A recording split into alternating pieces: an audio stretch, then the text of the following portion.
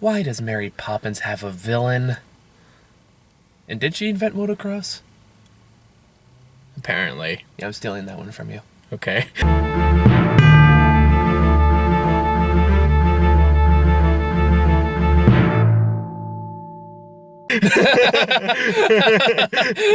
There you go. Alright, guys. So, it's fucking cold by California standards over here. So I got my heavy clothing on, and Howard decided to wear the thinnest jacket he had. It's not thin. It's just not very thick. You know, you should. You know what the opposite? You should turn your perspective topsy-turvy a little bit. And then... you, too, can shoehorn a Meryl Streep cameo. Oh, that was Meryl Streep. Yeah. We'll talk about that. Because I realized, like, why is... Oh, that's why. Because Meryl Streep says she wanted to be in the Mary Poppins movie, so... Okay, that's the reason that exists. Anyway, so Mary Poppins 2, apparently. I thought it was Mary Poppins Returns? I know, but it's Mary Poppins 2. Okay. So it's a movie. It's a movie that's a sequel to the first movie. Yes. And you don't need to know anything about the first movie, which is nice. Not really. Except that the adults are the children from last time, and that's about it. Yeah.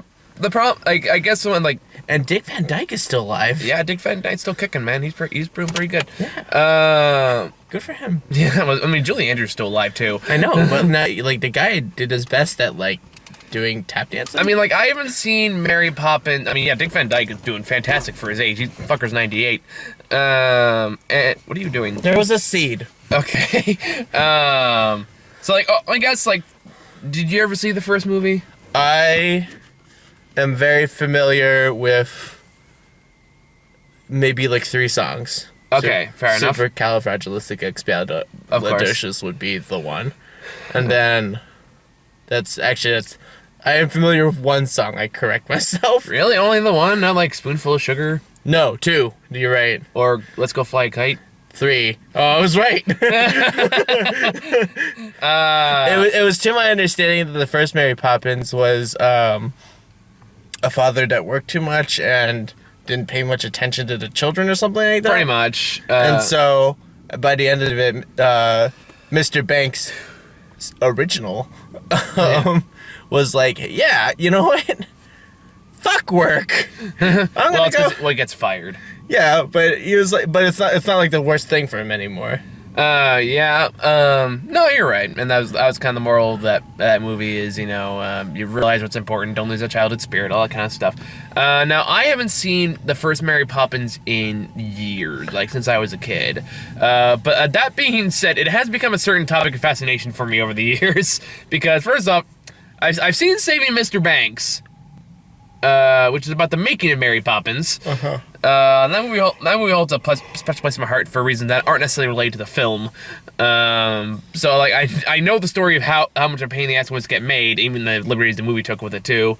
I've seen enough. I work enough with kids that I've seen like a lot of the songs. I've basically seen like enough chunks of the movie to pretty much know what it is and hear other people talk about it. That I feel like I had a good grasp of the original. I grasp it enough to know that this one basically just repeats it beat for beat. With some notable exceptions, which are usually the worst parts of the film. Now, this isn't as much of a shot-for-shot bad remake like Beauty and the Beast was. Like, overall, I'd say this movie is fine. I didn't hate it. No, I didn't hate it either. In fact, I really enjoyed just listening to the music. Yeah, like, because the music was really good. Like, I mean, a part of me was kind of thinking, like, well, yeah, they're just kind of making the first Mary Poppins again. But I'm also thinking, like, you know what? We don't see many movies like the original Mary Poppins anymore. So maybe that's not necessarily a bad thing. That being said, there are some notable flaws in the movie. First, let me talk about the good things before I start shitting all over this thing. They got the original brothers who were, like, legendary, I forget their names, but legendary songwriter group. Who wrote the songs for the original one? They came back to write the songs for the sequel. Oh, okay. And that's why they're pretty good in this movie. Like all the songs are really catchy. Who plays Mary Poppins in this? Emily Blunt. Emily Blunt. I always get confused with Tilda Swanson. I know that's not it. Okay. Sorry, Tilda Swinton. You're just making up people. She was the one in House of the Clock in the Walls. You know, they fucking. Oh, yeah. They do kind of look similar. Yeah, I always get those two confused. So They was so fucking. I saw the movie. They were fucking. Not on screen, but it was there.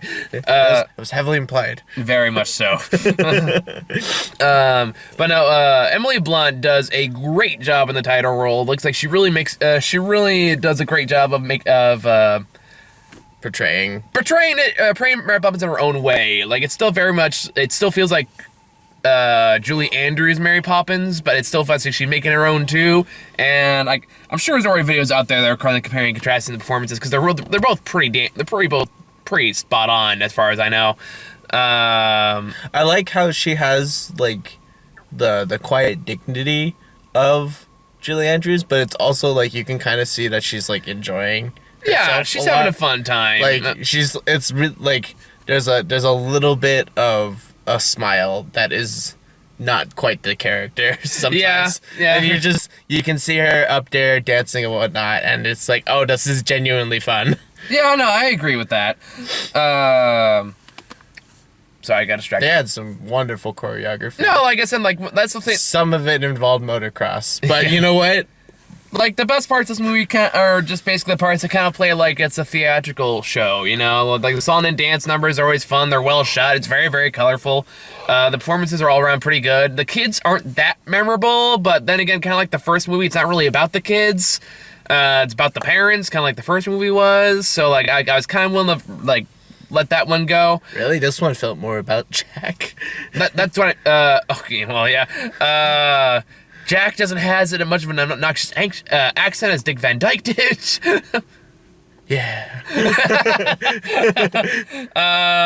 Jack, who is just really eager to go. I don't think Jack was in the first movie. It's one of those. Okay, this was in the first movie, so we need to match it for the second one. But it's pretty much what a lot of this feels like, with some modern-esque day sequences that for me felt really out of place and really unnecessary, and we'll get to that when you probably know which ones I'm talking about. You mean like motocross? You're really focusing on the motocross thing right now. The motocross thing is actually not what I'm talking about. What are you talking about? I'm talking about Colin Firth. Okay, I see. Yeah. Well, I usually love, but we'll get to that in a bit. Because that goes into like heavy into spoiler territories. I mean, if you saw the first one, you've pretty much seen the second one. Except the first one's like better. But that being said, I do like that they brought back the animation style from the first one. Oh, I love that. Like, all the hand-drawn animations look gorgeous. I love that it's cel-shaded animation that animates hand-drawn. It's wonderful. Yeah, no, like like all the song sequences, all like the fantastical pieces are great. And they're a lot of fun to watch. Like I said, they're bright and vibrant. But like I said, Emily Mortimer is good in this. She's the sister, and I don't know who plays Michael.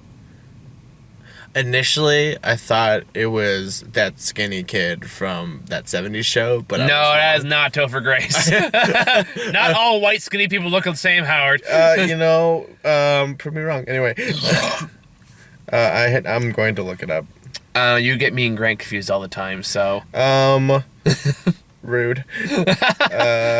Mary Poppins was not the original one. We forgot to put Returns in there. Ben Whishaw. Yeah. Whishaw. Sounds like whip. Yep, Ben Whishaw. Okay. Yeah, but he's pretty solid in this movie too. Like, all the acting overall is pretty good. He was in the movie for like maybe 15 minutes and then had a song at the end where he like kicked ass. Yeah, and you can tell all the actors are having a fun time in this, and the way everything's choreographed, the camera work is great, cinematography looks beautiful. You got anything more to add as far as the good stuff goes? Like, anything I didn't already bring up?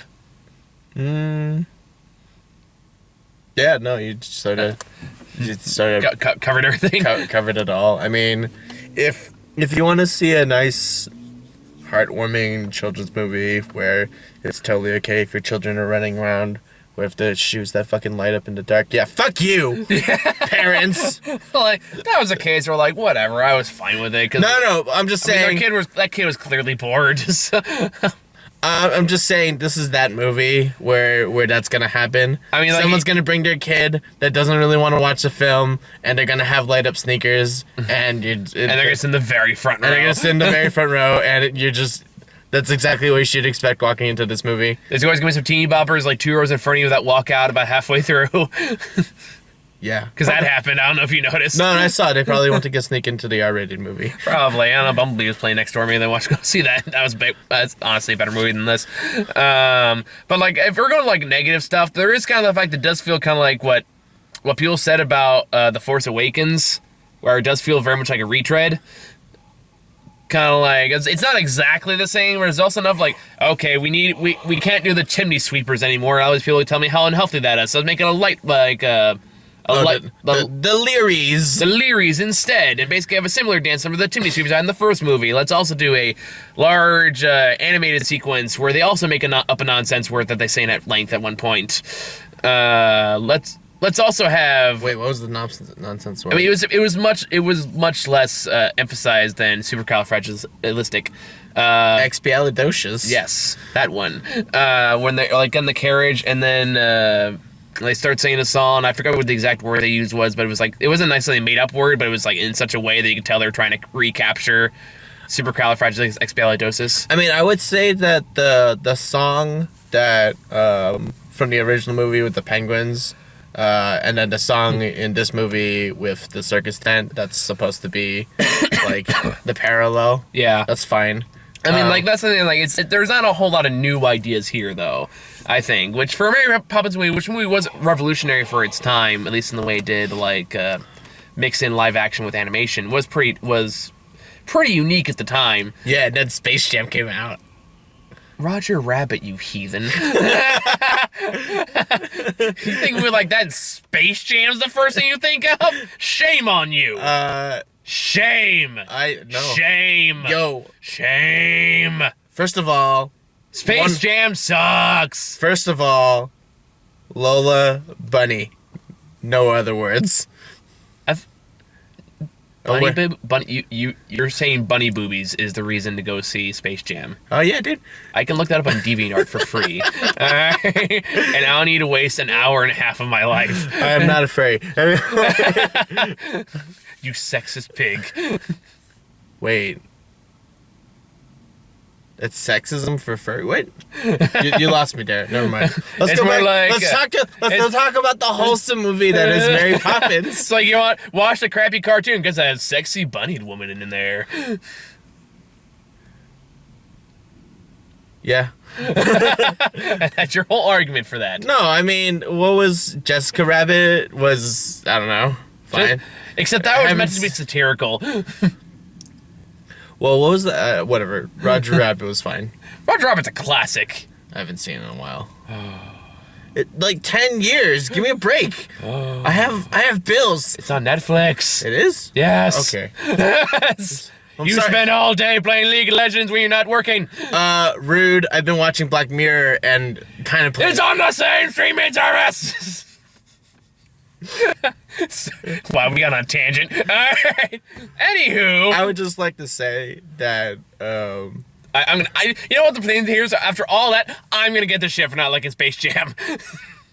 I just want to say though, there's a part of me that just sort of believes that people don't like. While Mary Poppins is like really innovative and revolutionary with what they created, like I don't think it's a bad move that they kind of did it, because nobody really wants innovation anymore. I mean, like, I disagree. Well, there is a perfectly good YouTube video I can find about that with like the video game industry and just sort of like sales between like classic Mario games and then like the 3D counterparts and whatnot. It's actually quite interesting. Well, I'm sure if you want to be cynical about it, but that being said, even if innovation is appreciated at the time, it still builds building blocks for the future to innovate later on. So even if it doesn't get immediate recognition, it will eventually get the attention it deserves. As we've seen many a times with film. Godfather 1 and 2 were not as appreciated as they are now. Yeah, but people back then were dumb.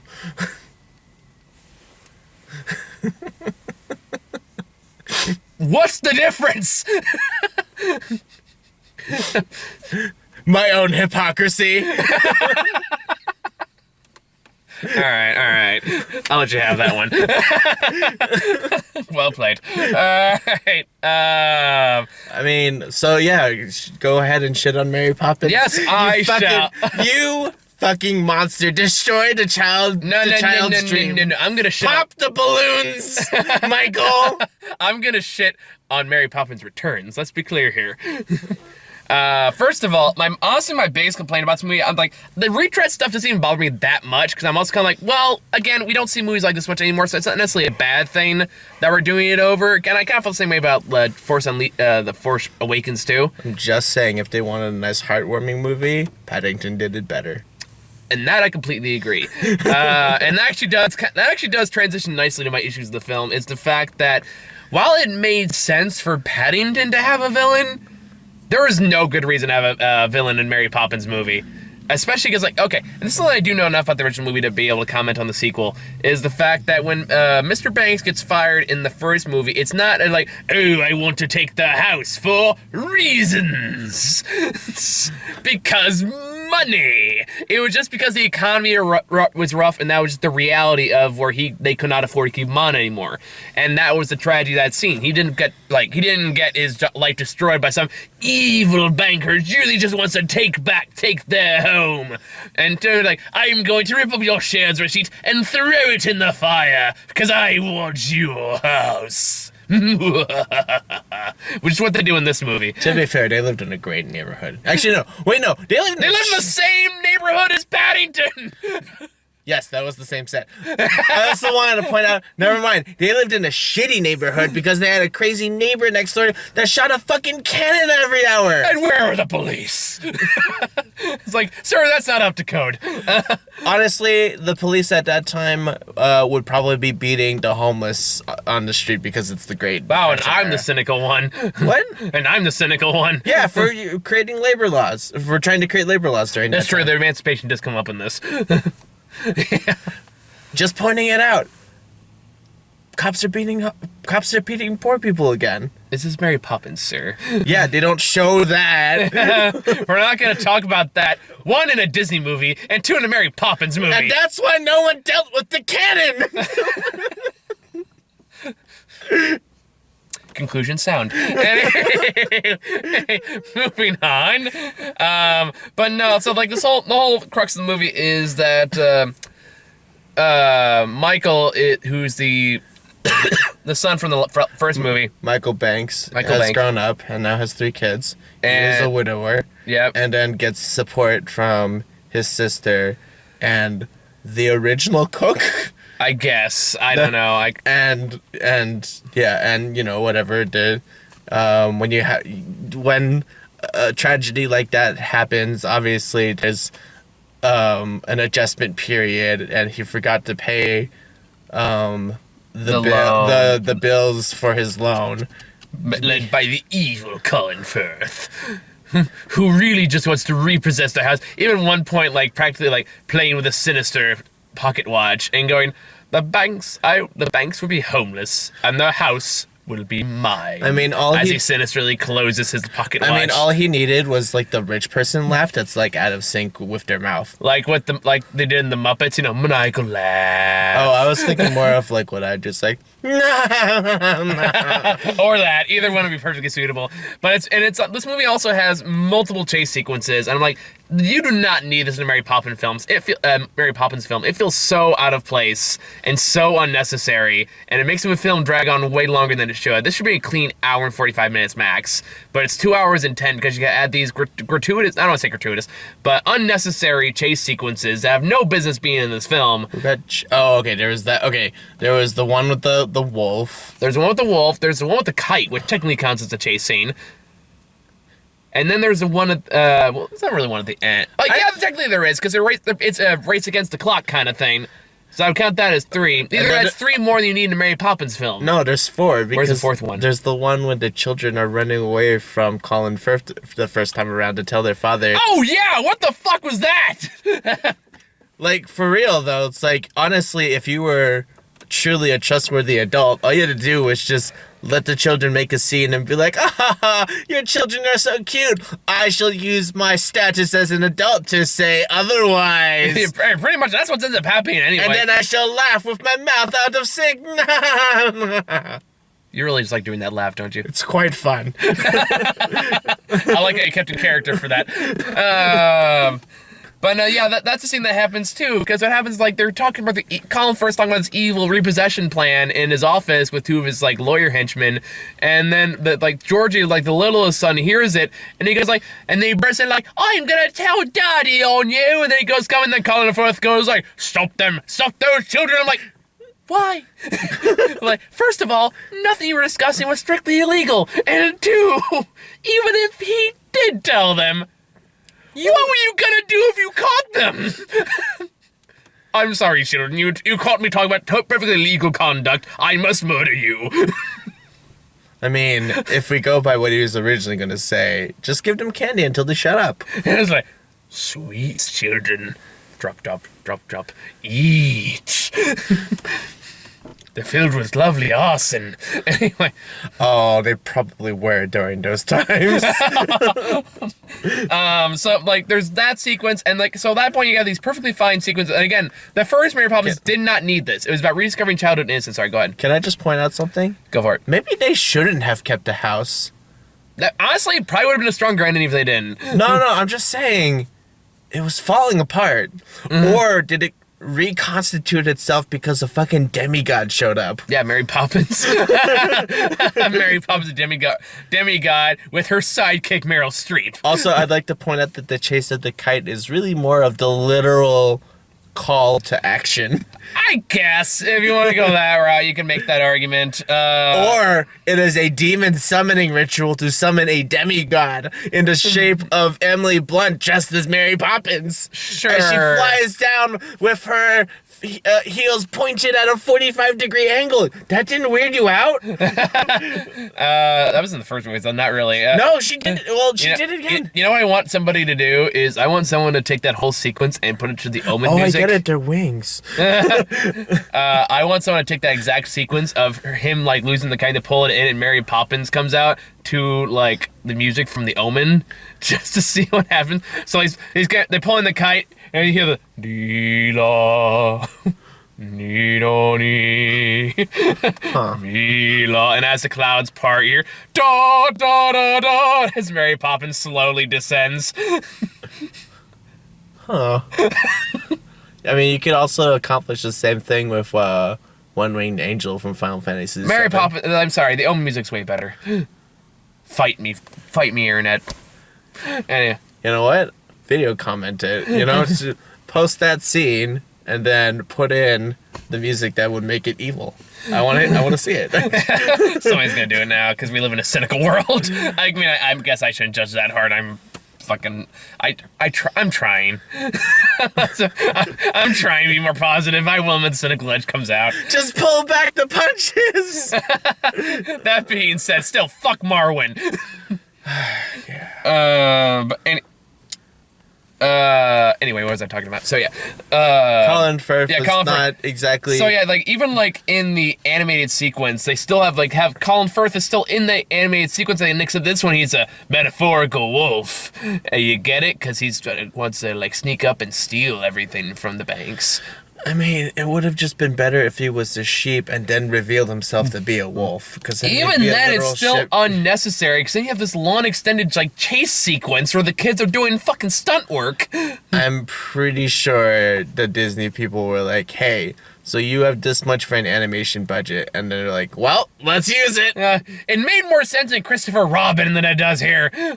Hey, he just came back from the war. Like, what was a meme I saw recently where it had that like showed the picture of Christopher Robin seeing Pooh as an adult for the first time, and he just goes, "Hello there," and then Pooh goes, "Master Kenobi," as he pulls out like 4 lightsabers. Huh. Have you not seen that meme? I have not seen that meme. We can look at it later. All right, it's cold. I know it is. The only thing keeping us warm is our laughter. How's the laughter go again? Yeah, by the way, Oh, I have seen that. This is what I'm talking about for reference. I don't know how you guys can see that, but That looks awful. Yeah, I'm sure it looks like shit, but you get the general idea.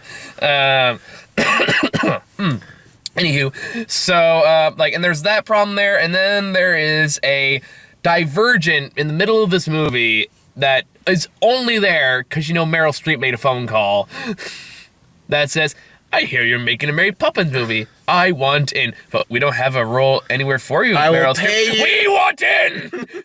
Meryl Streep wants what she wants." Now I'm assuming that's her agent at this point. "You will give Meryl Streep the role she demands." Oh, she do that exact accent? What, my accent? Yes. Okay. And that's how we got Miss Topsy-Turvy, or whatever the hell her name was. I couldn't pronounce it. Which is like, oh my god. And like, this is a sequence that's so wildly unnecessary and so shoehorned in. There is no godly reason for this to be here. At least the other ones kind of moved along character or plot or had a specific purpose. This one was I guess you can argue it's about trying to make the best of a bad situation, but there's also a bunch of other songs that do that too. So I don't really this is only here because they want Meryl Streep to be in this movie. Oh, I thought the purpose of that song was to look at a problem from a new perspective. Or that, also true. That's what I got out of that. I didn't I can see how you could see that was sort of shoehorned in, but it almost moved the plot forward. Almost, but it's also Meryl Streep comes in wearing this ridiculous outfit with this ridiculous wig, talking this ridiculous accent. I mean, it is a little insulting to the Romani people, so. And offensive to the Romani people. And I'm kind of sitting there oh Lord, here we go. Because I knew Meryl Streep was going to pop up in this movie. Laura warned me about it ahead of time. Just kind of I'm going to be curious what you think of the Meryl Streep sequence in there. And then this turn comes up, and this is weird. I remember oh God, as I slowly make the realization, oh fuck, it's the Meryl Streep sequence. Yeah, wait, hold up. So the children convince Mary Poppins to take the bowl that they fucked up to Meryl Streep, and she's like, "Oh yeah, I'll fix it. It'll take 2 weeks." And she never comes back, by the way. And we never get the children receiving the bowl and trying to pawn that shit off. Also, there was a perfectly good pearl necklace in the attic that you could pawn off. Right? I was thinking that too. And he could sell it to the Wayne family. That was pretty good. Would have been around the same time. That's a critical hit. I'm gonna put myself on the shoulder back for that. Anyway, so yeah, there's that whole sequence. I'm like, oh my fucking Lord. I felt some of it. I felt near the middle sort of dragged a little bit for me. Yeah, I'm saying if you cut out the Meryl Streep sequence, you cut out the chase sequences, you honestly could have had this in a pretty short span. You could have done the same thing without a pretty short span of time. I mean, you could have accomplished the idea that pocket watches are bad with just shadowy words behind a curtain. That could have been the whole thing. Also, this movie does not need an antagonist. Here's how you could have solved this problem in an instant. Microwave, you keep this stuff with the share. Okay, fine. You need a MacGuffin for the end. Fine, whatever. Uncle MacGuffin shows up at the end, though. Well, by the way, first off, on that note, it's good to see Dick Van Dyke in this movie. He does do, for the short time he's in, he's clearly having a good old time, and for a 98-year-old, that motherfucker can move. So, good for him. But that being said, honestly, you could still have had him in the end if you wanted to. All you gotta do is, first off, cut out the villain element. You don't need it. It's completely unnecessary. You can still have Colin Firth in there to say, oh, we can't help you if we don't have the share, or whatever. We can't prove, and we can't find a record of everything you do. You can still keep the element in there. But what you do is you have Michael get to the point where he feels like he can't find it anywhere. He's gonna lose his house. He's gonna disappoint his family. But he still realizes that, the importance of his family. He's got all he needs still, and then you still have that whole sequence in the park where they're all dancing on balloons in the air and stuff, and then he flies a kite with his son, and then that's when they find the share. Oh, it's not too late, we can still save our house. And then you go into the bank, and then Dick Van Dyke's there. Everyone says hooray, hooray, happy movie. You don't need a villain. Yeah, okay. And honestly, it would have been a lot better if they did that. Yeah, because I found those elements really distracting. Personally speaking. Now, overall, I think this movie is perfectly fine. I just thought it was a little weird that the Muggsy character was the that like really helpful black lawyer. Oh, yeah. Oh, I'm sorry, Mimsy. Oh, Shut up, Mimsy. Yeah, the two lawyer characters, And then who there's- again are just antagonists for no reason. I mean, you might as well just like call him like Cruella DeVille. Yeah, kinda. Colin Firth is Cruella DeVille. Holy shit, I would totally watch that. I don't know, I heard Emma Stone's doing it. I would also watch that. Yeah. Either Emma Stone or Margot Robbie, one of the two. I would maybe watch that. I don't know, I see Margot Robbie doing a good Cruella DeVille. We'll see. Give Margot Robbie credit. Suicide Squad aside, she's a pretty damn good actress. We'll see. I've seen more of her work than you have.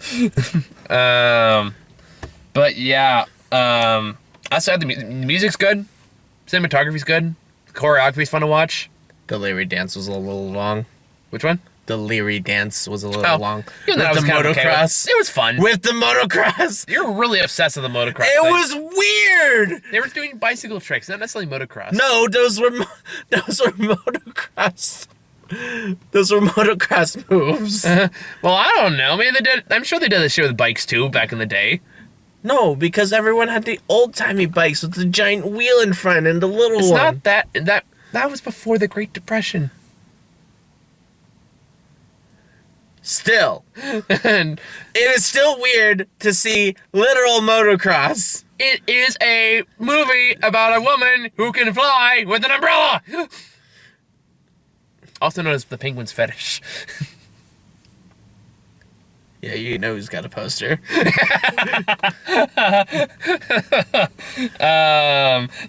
think the only thing that really got on my nerves as far as all like anything with involvement in the what are they called again? The what? The light people? The Learys? The Learys was at the very end when they said like we gotta turn back time, and so the Learys get involved and they make this complex ladder series of ladders to get to Big Ben to try to And then turn in the the end, clock it was in just back. And then Mary Poppins is watching this entire time. It's not like she's busy. She's just watching them doing nothing. And then it goes, flies up, boop, fixes everything. And I'm just like, I wanted Jack, who plays like the main Leary, to look at me like, you could have done that the entire time, and you still let us fucking climb up here. You fucking salvage wanker. No, because he had to get into the clock, which also could have been accomplished by Mary Poppins. Yeah, Mary Poppins is gonna like, whoop, whoop, plop.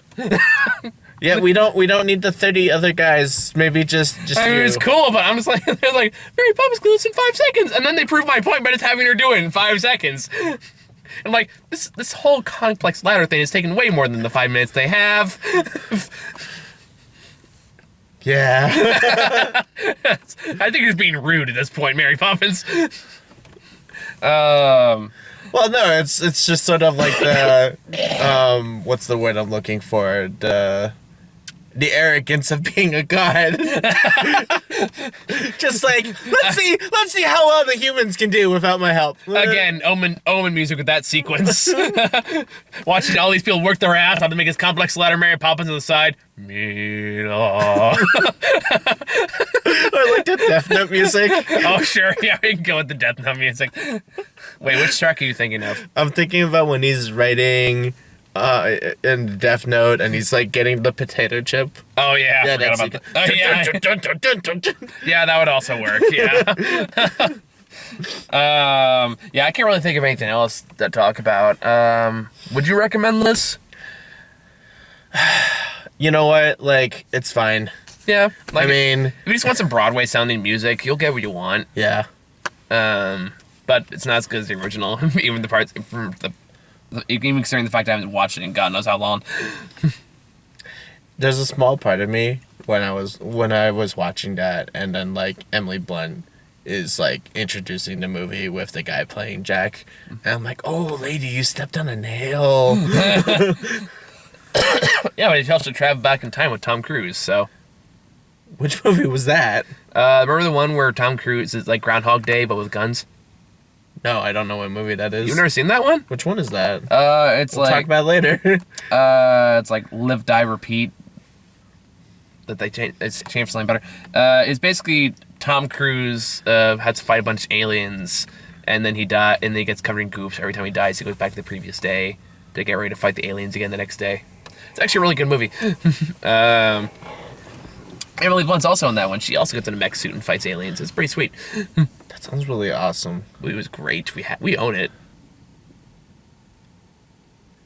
Huh.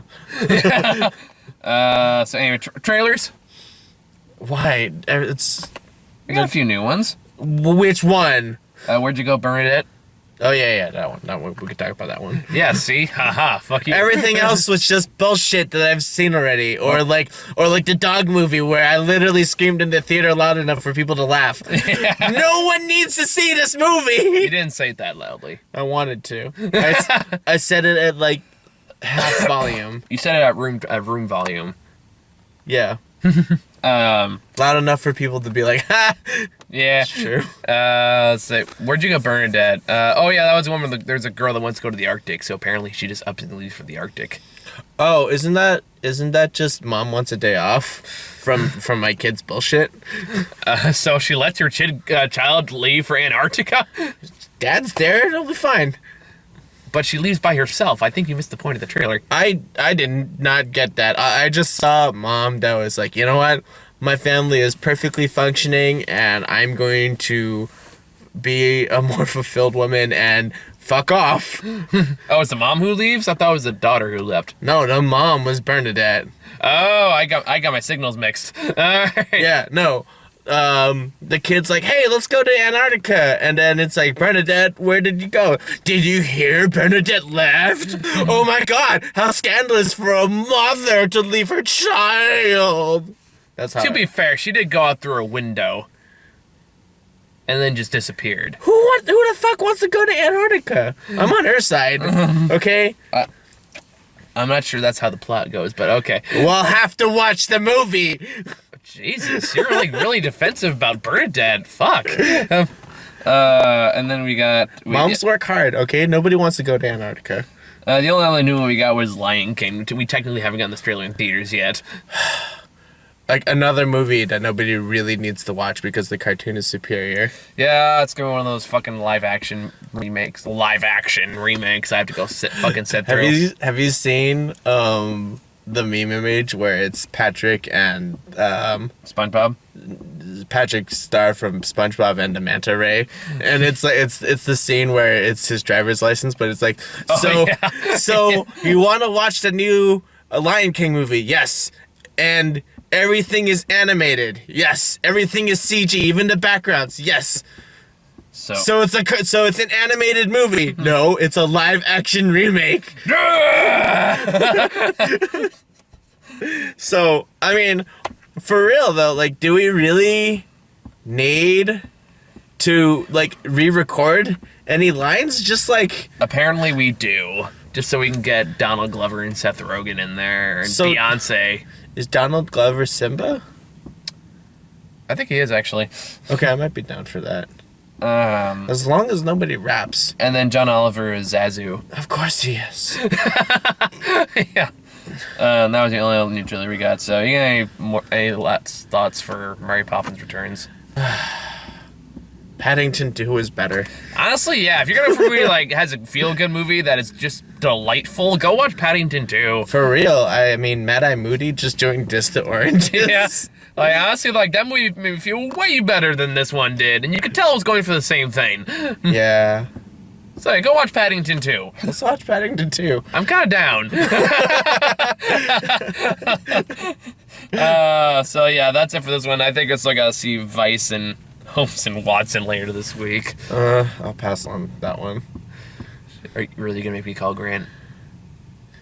Well, yeah, then you can record his reactions. Of, fuck you for making me go see this. He might pull the Jasmine card, we'll see. So, anyway, guys, thank you all for watching. See you later.